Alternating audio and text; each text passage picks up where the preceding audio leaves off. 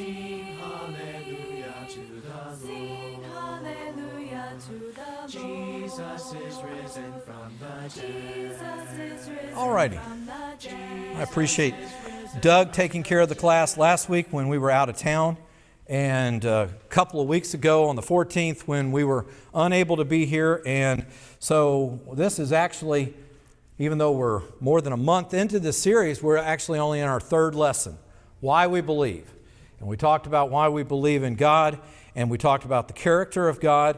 And I want to talk a little bit tonight about a couple of topics. One side here is why not God, and then on the back side, has God spoken? We'll get into talking a little bit about the Bible and why we believe that it is the inspired Word of God.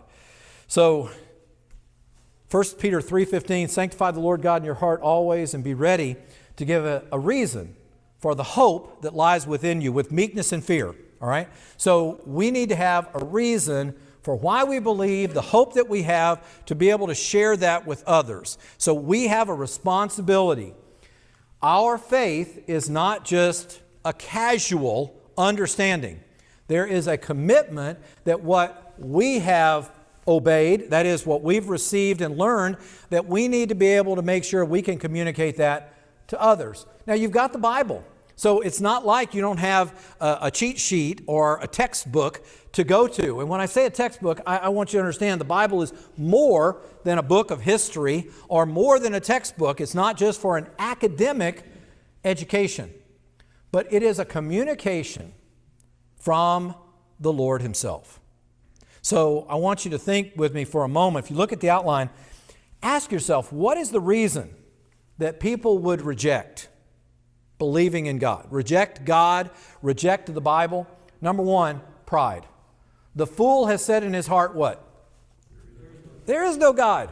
All right? So the moment you try to push God out of your mind, according to Romans 1, you have fallen into believing a lie. You have professed a lie instead of the truth. The very nature of God is clear all around. We talk about the general revelation of God as evident in the universe, and then we talk about the special revelation of God as in the Scriptures, that God has been more specific. There's a general recognition, and then there's the need for the specific recognition. So again, any prideful rebellion or rejection of God is a resistance of just the heart. It is a rebellion of the heart. Number two, pressure. The pressure to reject God in society, especially in 21st century America. Americans believe that they are educated. All right? You ever know somebody who was so smart they were dumb? They had so much book learning that, again, they could not look at reality. They could not see the obvious, the simple things in front of them. If you have studied, but you've studied from the basis or from the perspective that there is not a God, and this is exactly what atheists have sought to do, is to eliminate God. Listen to what Richard Lowenton said about this. He was discussing the agenda of abolishing God. You understand? The agenda of abolishing, pushing God, rejecting God completely. He said, our willingness to accept scientific claims against common sense is the key to an understanding of the real struggle between science and the supernatural.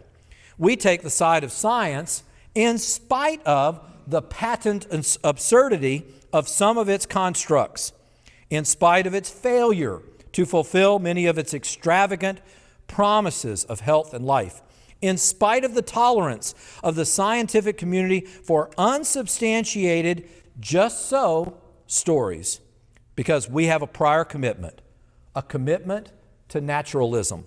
We are forced to our adherence to materialism, no matter how counterintuitive, no matter how mystifying to the uninitiated. Moreover, that materialism is absolute, for we cannot allow a divine foot in the door. Do you hear what he's saying?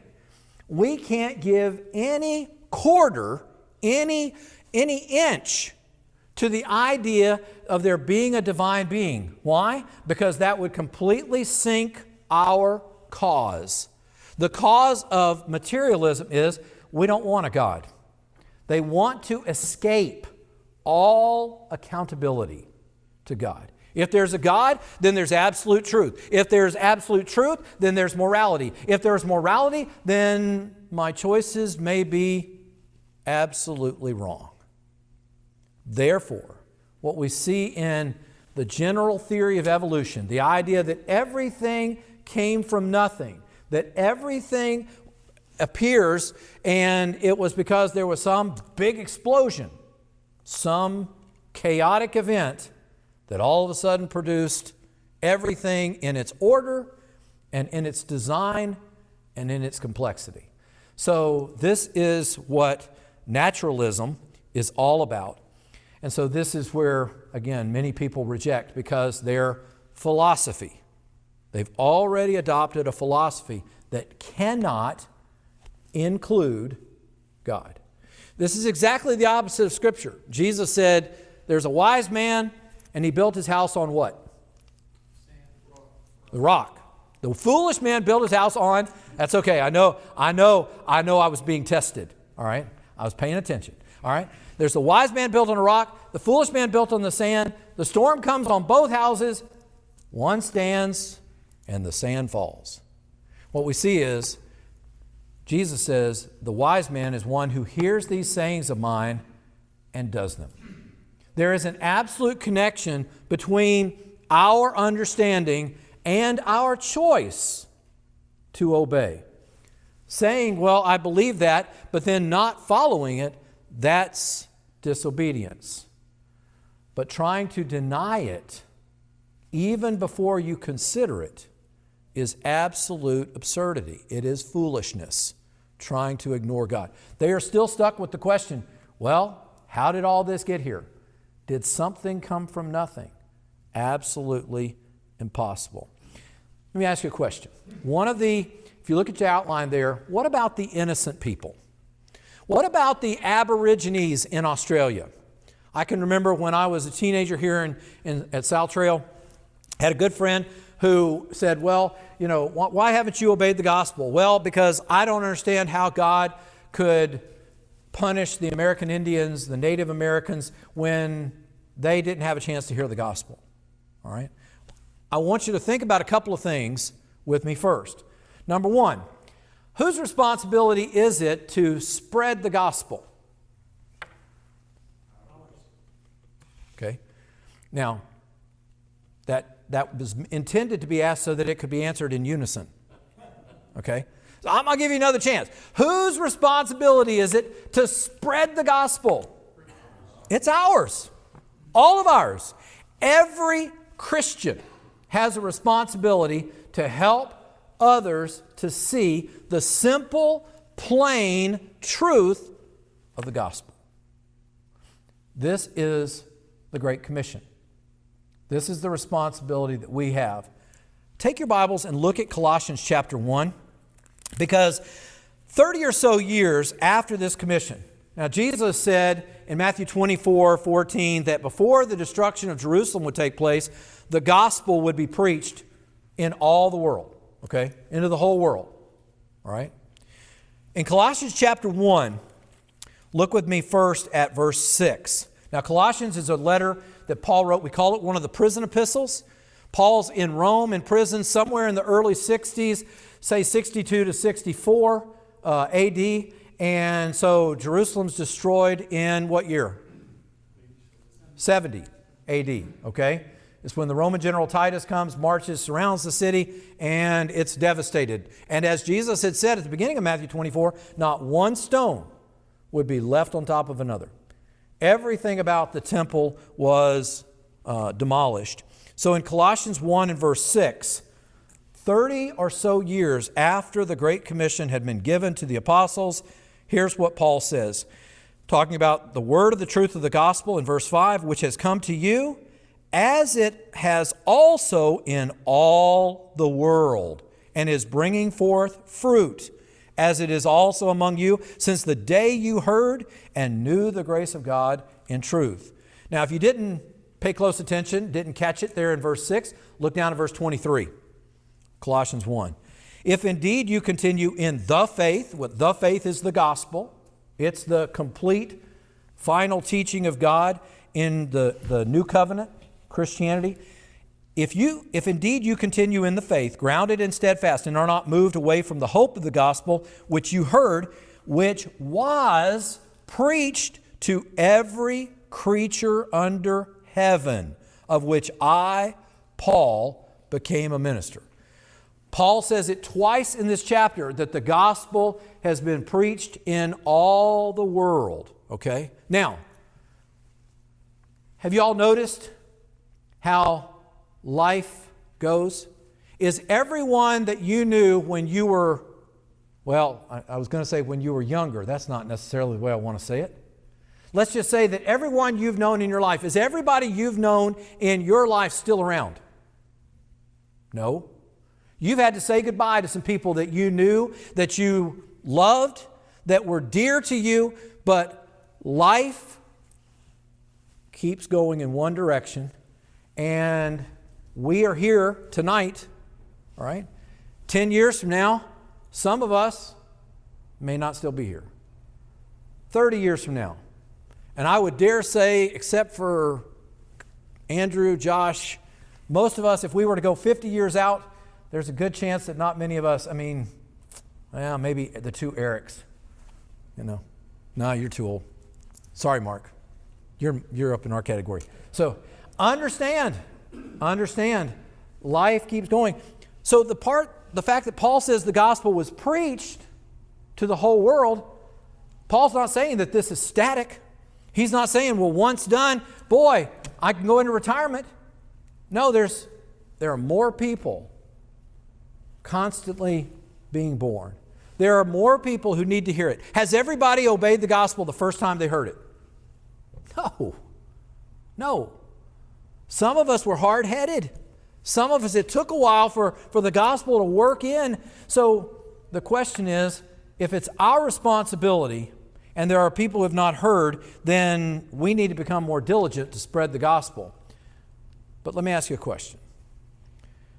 If God is the one who commissioned us, and we don't do the task that God has given us, who is it that is able to account for that in the minds and the hearts and the lives of every individual?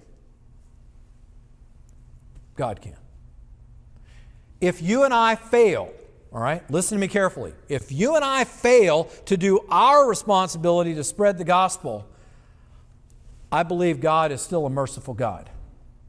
And so if there were Native American Indians that didn't hear the gospel, that's between them and the judge. That is not our place. There is no one who has not obeyed the gospel that becomes an excuse for you and I either not to obey the gospel or not to teach others the gospel. To try to use some sort of a smokescreen and say, well, there were innocent people. How many people are innocent when Paul says all are innocent? No. There is none righteous, no, not one. All have sinned and come short of what? The glory of God. So, first of all, this question presumes innocence when I think that's a faulty assumption. But secondly, it tries to malign God because God has said, I want the ones I'm intending to save by the power of Jesus Christ's blood, by the story of the gospel, I want to save them through the gospel. But when you have become saved, who should be more motivated to tell someone who's lost than those who have received the grace of God by the good news of the gospel? We have the greatest motivation to help others once we partake of those blessings. Once you have that, you want others to share in it. You want to tell others in every way possible. The evidence, if you look at the outline there, the evidence is overwhelming to prove God is real. The heavens declare the glory of God. The firmament shows His handiwork. Our lives are pointed if you look at the outline there, our lives are pointed in one direction, toward eternity. We are going toward eternity, all right? If your goal is to go to heaven, then your number 2 goal is to take others with you, all right? If you understand what the promise of heaven is, you want others to absolutely share. Let me start this way. If you want to go to heaven, what about your family? You want to take them with you? I see a couple of you going, let me think about this.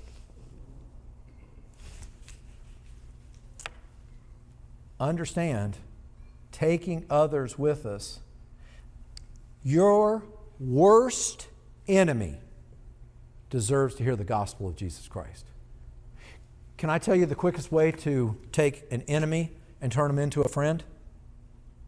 The power of the gospel.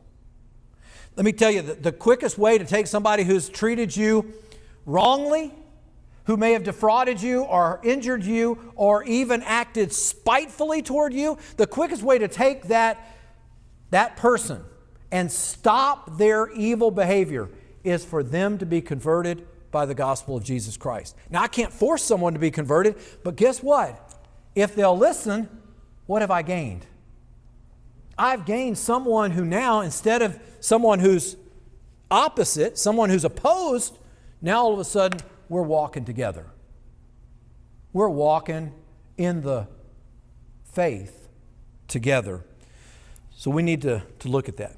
Now here's the thing that the enemies, the infidels, the skeptics, the atheists, the number one weapon that they use against Christian faith from a practical standpoint. Again, I'm not talking about them trying to argue for the general theory of evolution, that the Big Bang has some validity to it, some reason that we might believe in it. I'm not talking about the way they attack Scripture. I'm talking about just in everyday conversation, the quickest way for an infidel to sow a seed of doubt in a weak Christian's mind. All right? Did you notice how I prefaced that? See, none in this room would be subject to this ploy. All right? The question is the problem of evil and suffering. This is the weapon that atheists will often use. The questions that are asked is, well, when this happened to you, where was God? I thought you said your God cares about you. I thought you said God was good. I thought you said God was all powerful. But God didn't help you, did He? Where was God when you were hurting? Where was God when that hurricane hit? Where was God when there was that mass shooting? Where was God when that terrorist activity or action took place? Where was God when there was a war? Where?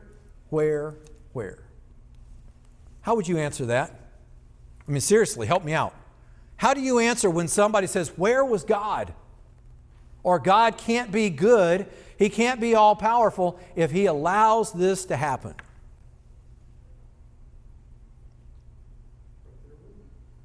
Tony? He's right there with me. He's right there with you, okay? And there is no good in the absence of evil. Okay. You can't have one without the other. They rely on each other. Okay. Good and evil work as a tandem. In other words, if you have no evil, how could you ever define good? All right. How would you know what good is? But what the atheist would say is, well, it should all be good. It's not practical. It doesn't work practically. Okay. It doesn't work that way. If God loves you, but God gives you only one course of action, you have no choice. God says, I want you to love me, and guess what? I've made it where you can't do anything but love me. All right?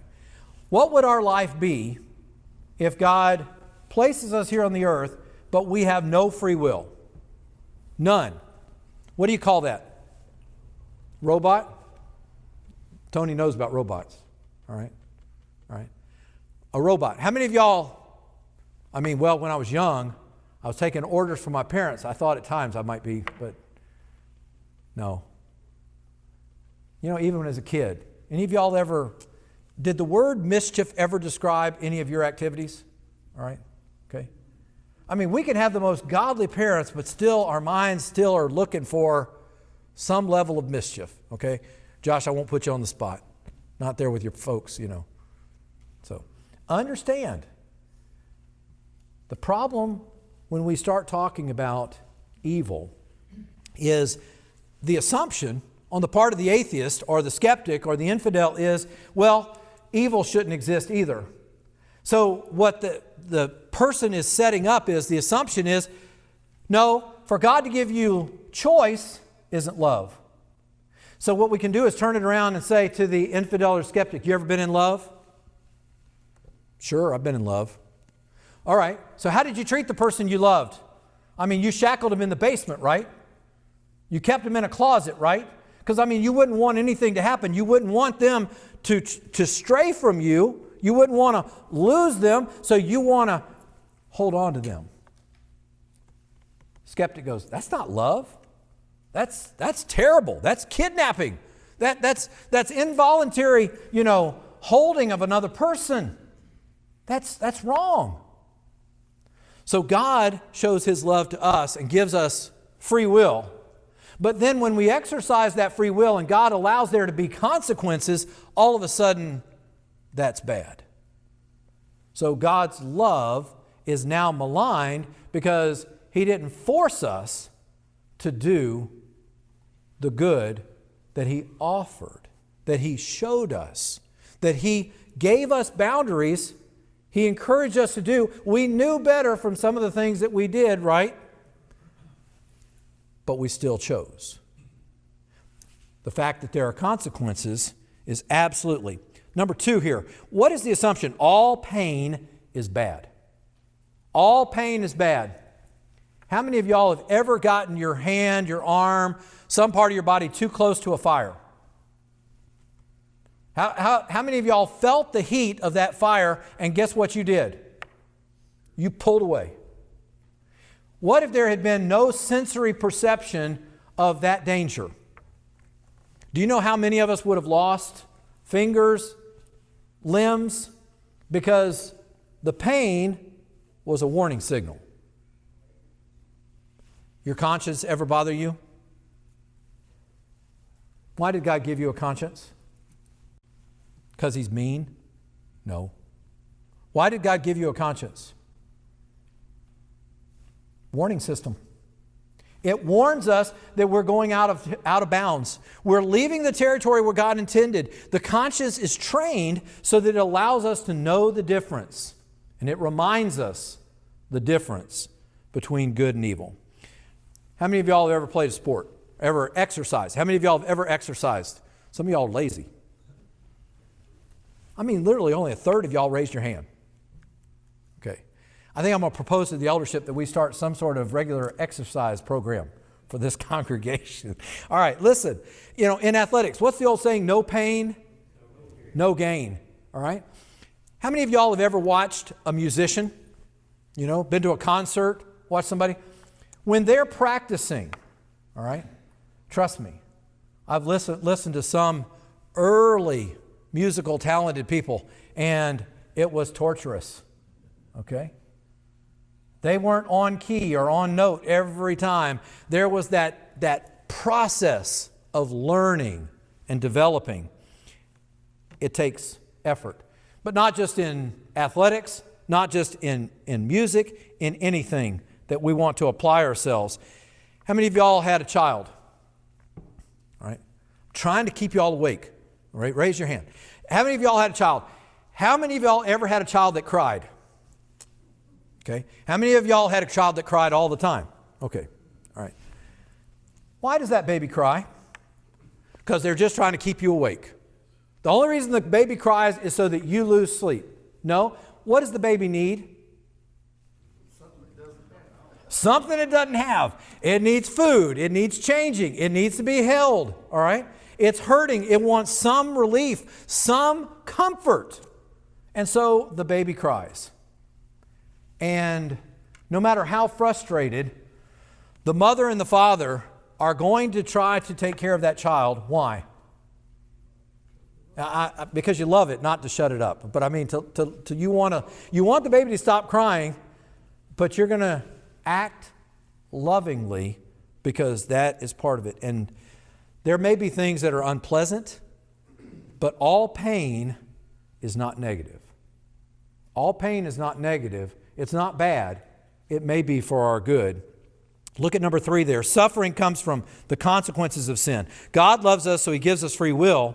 How do we see the consequences of choices made? Let me give you 3 areas of where the consequences of sin can be painful, all right, and where we see that it wasn't for, their personal sin, but it was for the first one, past generations. Past generations. In Exodus chapter 20 and verse 6 in the 10 Commandments, when God gives them the first couple of commands about loving the Lord your God, you shall have no other gods but me. All right, you're not going to make any graven image. You're not going to take the name of the Lord in vain. And then he goes, because I will visit those sins to the 3rd and the 4th generation. So there are times that problems flow downward because one generation sins. Case in point, the children of Israel, when they went to the land of Canaan, there in Numbers 13 and 14, and Joshua and Caleb came back and said, let's go. The land's perfect. It flows with milk and honey. Everything God said about it, it's great. But there were 10 spies who said, no way. The people are giants. The cities are walled and fortified. They're ready to repel all attackers. So this is a pipe dream. That's what 10 of the spies said. No. Joshua and Caleb said, let's go. We're able. Why? God is with us. What happened for the next 40 years? They wandered in the wilderness. How many of those children were born in the wilderness? I mean, all the ones who were 20 years old and up, they died in the wilderness. They didn't get to enter into the promised land. All right? The only exceptions were Joshua and Caleb because of their faith. Even Moses died there and God took him out from Mount Nebo. He didn't get to enter the land. When we look at those children, they had to live out in the wilderness. They had to be born out in the wilderness. They had to start their lives. But that wasn't their fault. It's a previous generation. The consequences of the sins of the fathers were visited down to the 3rd and the 4th generation until after 40 years, and that sinful generation that died because of their unbelief and disobedience. Hebrews 3, 7-19.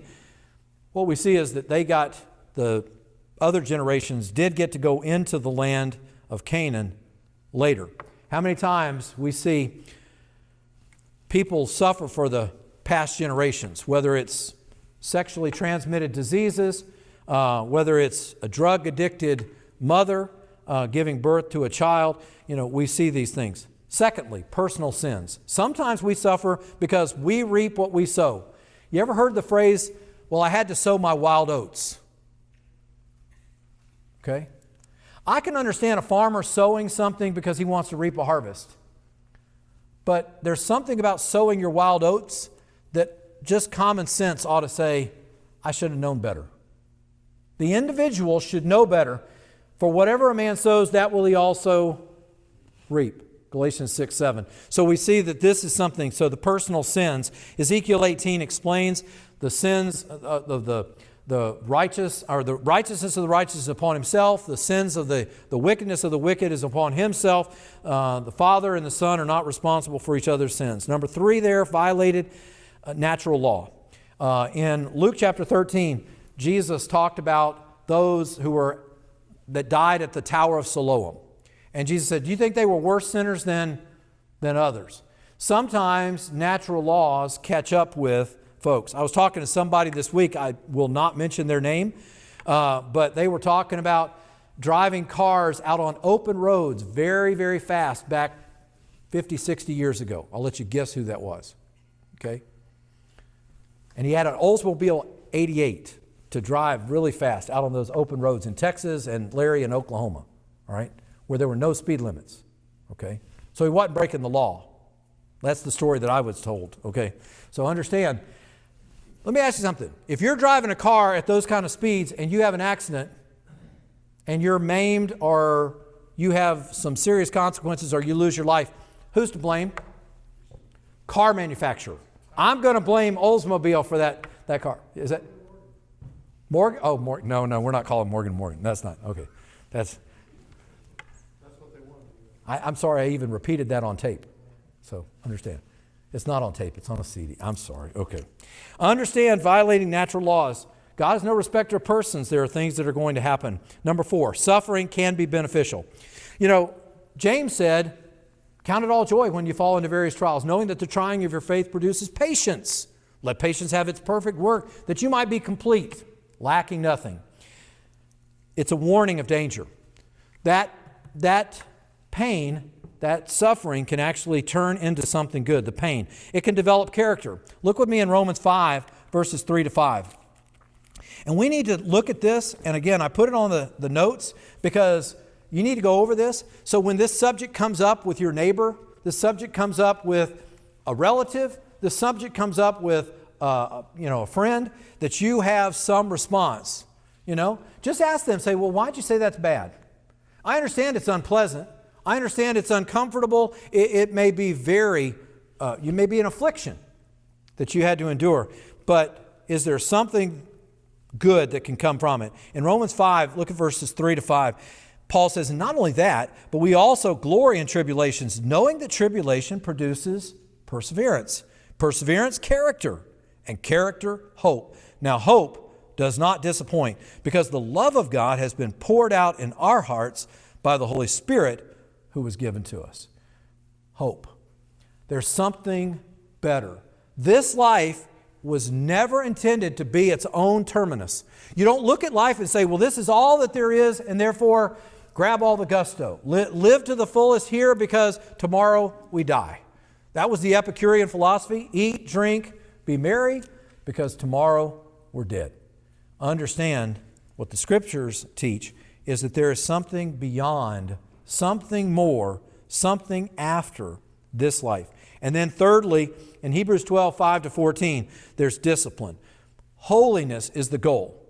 Pursue peace with all people, and holiness without which no one will see the Lord. Hebrews 12, 14. The discipline that we go through, the difficulties, the adversity, sometimes it brings us to the fact that we understand what is most important. How many of y'all at 20 years old had life all figured out? At 20 years old, you say, I had the answer to everything. I knew exactly what was the meaning. Or somewhere along the line since then, have you learned something more? And I hope we all keep learning something until our very last breath. That what is most important is to be with the Lord. When I said earlier, heaven is the goal, heaven's the goal because that's where the Lord is. To see the Lord, but without holiness, no one will see the Lord. No one will see the Lord. Now, that's not your own personal holiness. That's the righteousness of Christ, that He sets us apart. He makes us holy. Heaven is the final destination, and holiness is the necessity to see the Lord. Any questions about that on suffering? Okay? Again, that discussion tonight, that's not meant to be all-encompassing, but I've tried to take it and make it, what my dad taught me was try to take a difficult subject and make it as simple as possible. What we tried to say in this short discussion tonight, here's something simple. Hopefully you can get your teeth into it, and when somebody brings up the question, you can enter into that discussion and at least give them something that they'll have to ponder, something they're going to have to think about, and they're going to have to meditate on to work through it for themselves. At the bottom of that page, consider the complexities of the universe and our physical body. This is an argument called the fine-tuning argument. When you see the extreme complexities and you look at the quantities, that is, consider the atmosphere of the earth. 78% is nitrogen. 21% is oxygen. 0.93% is argon. And 0.04% is carbon dioxide. Now that's not everything. There's still 0.03 in everything else, or 0.02 something. Tony, you can do that math for me. Understand, there's something else as far as all the other things, but think about that. Here we live on a planet that happens to be the right distance from the nearest star, It happens to be in the right galaxy, in the right placement in the galaxy. We have the right atmospheric conditions. We have the right water, and we have 71% of the surface of the earth is water. All right? 96% of all the water on the planet is in the oceans. All right? And we'll talk a little bit about that toward the end of the back part of the page. But understand, everything is just right for our life here on earth. Is that an accident? Is that complexity? Is the fine-tuning of everything so that our lives exist, is that something that could, statistically, based on probability, is that something that it just happened to fall into place? That fine-tuning argument is a wonderful argument to show how God has designed us. Think about this.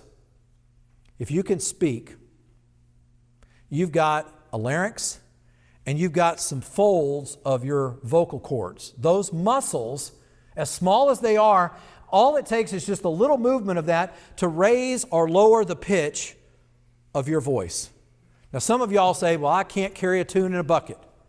Well, let me tell you this. What God designed in your vocal cords, don't blame Him. What God gave you can make the sounds that are necessary. We haven't trained them or developed them, and the older we get, the harder it is. You can't go back and restart like you could have if you had started when you were much younger. But understand, God created you with a voice, and it is a marvelous, marvelous tool. When you look at your hearing, the sound goes in here. What does it hit there? What's that membrane? Eardrum. What's behind the eardrum? The middle ear.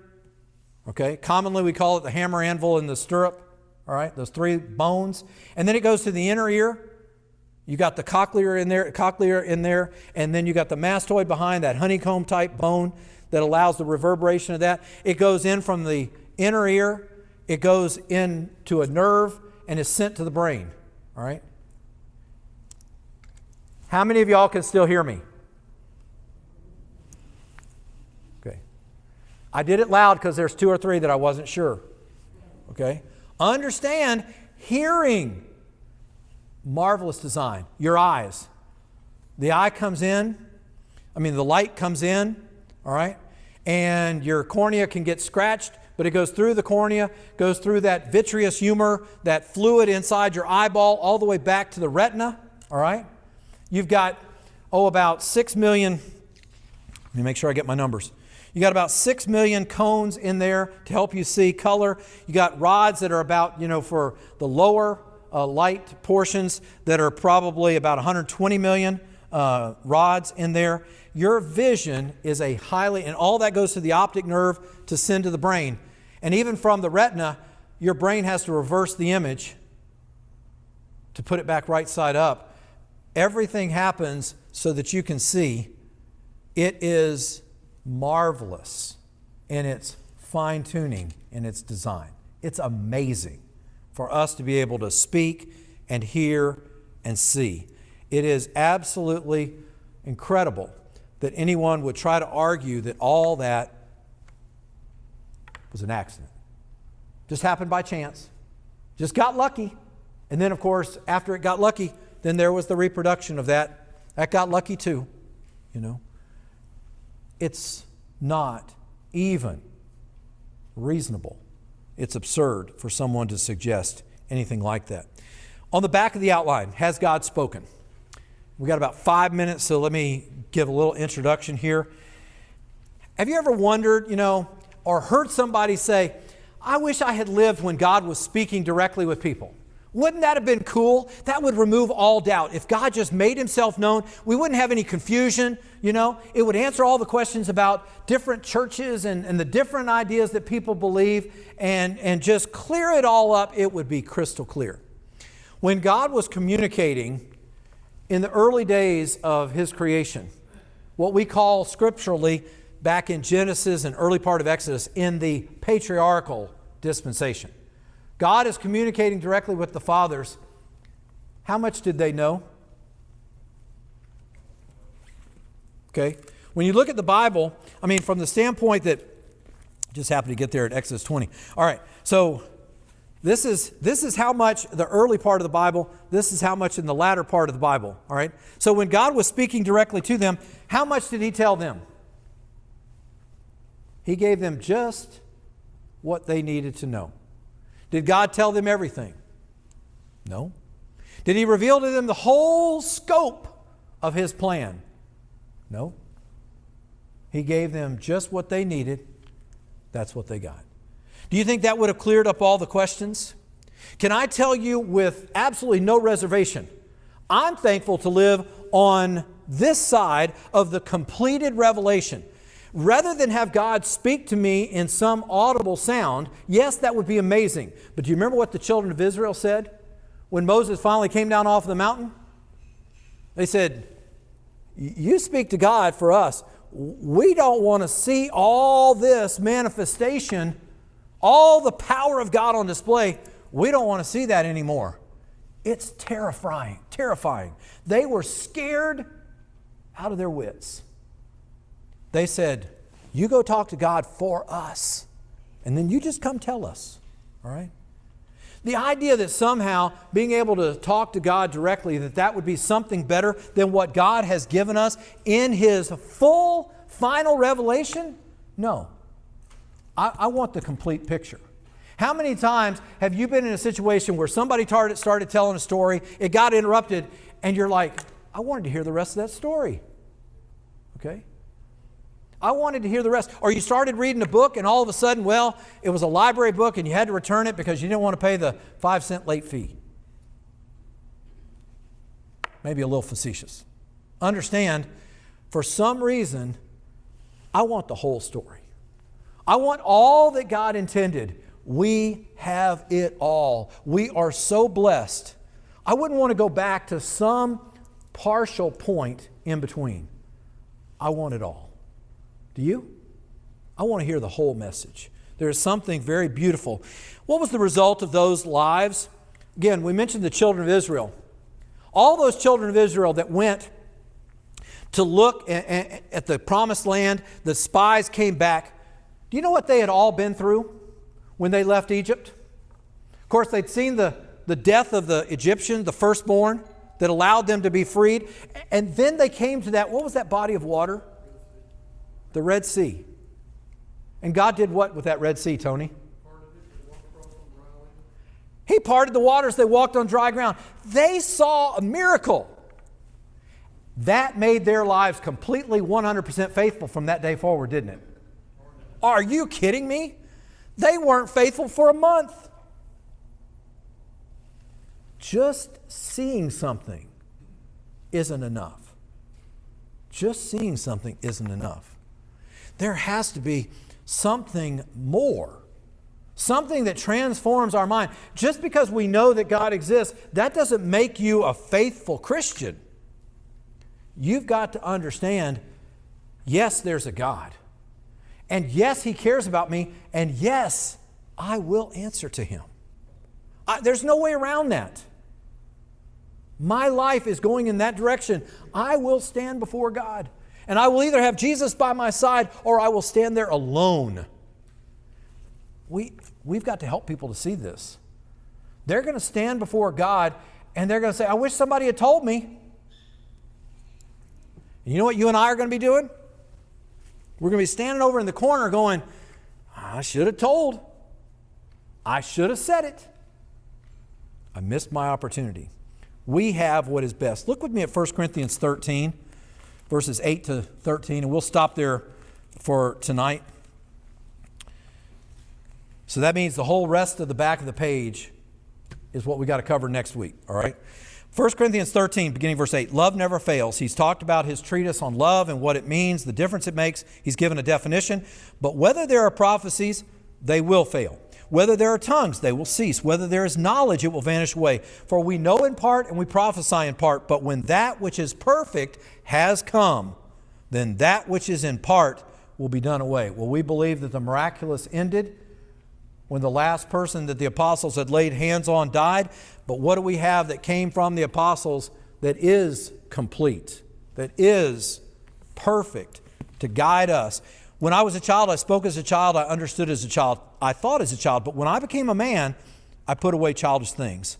For now we see in a mirror dimly, but then face to face.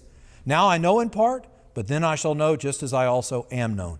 And now abide faith, hope, and love, these three. But the greatest of these is love.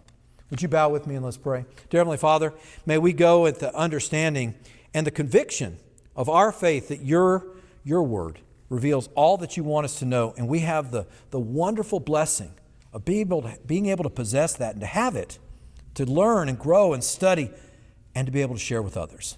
Father, let there be a burning in our hearts with those things that we know, that the conviction that we have, that we will share that with others. May we not keep this to ourselves.